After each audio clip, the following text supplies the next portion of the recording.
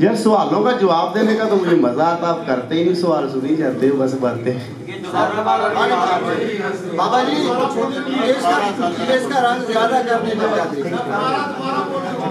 बाबा जी कच्चियां चीजें छेती पकाओ।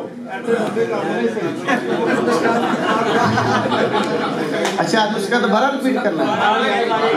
5 तोले गंधक आमला सार सर कैरेट भी पूरे मेहरबानी होएगी सर सोना है ना तुम लिया दे साई ना ला लियो जो आंदा वही देना, जो आंदा वही देना और कूर मारिए थे बैठ।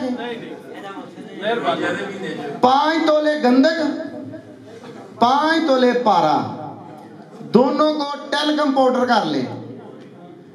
जब ये दोनों की कजली बन जाए अच्छी तरह, फिर इसमें 5 तोले नीला खल करके इनकी टोटल रगड़ाई 12 से 16 घंटे होनी चाहिए।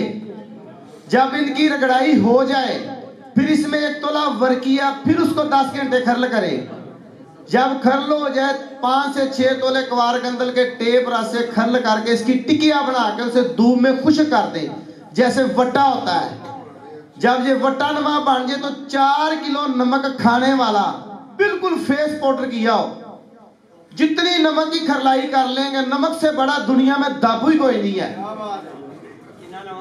जितनी खरलाई कर लेंगे बेहतर है। 1.5 किलो नमक लोहे की कढ़ाई में नीचे बिछाएं, ऊपर टिकिया फिट करें। 2.5 किलो नमक के ऊपर पहाड़ी नमा चोटी बना दे, रख दे चूल्हे पे डायरेक्ट।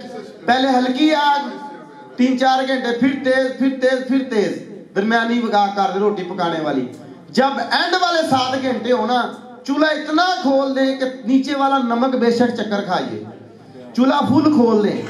जब चूल्हा फुल खोल लेंगे 24 घंटे पूरे करने के बाद ठंडा करके निकाल लेंगे। यहाँ पर आपको 70-80 ग्राम का वट्टा मिलेगा और उसे उठाकर चक्कर दे दे। हर चीज अब धात लैदा हो जाएगी, पारा लैदा हो जाएगा।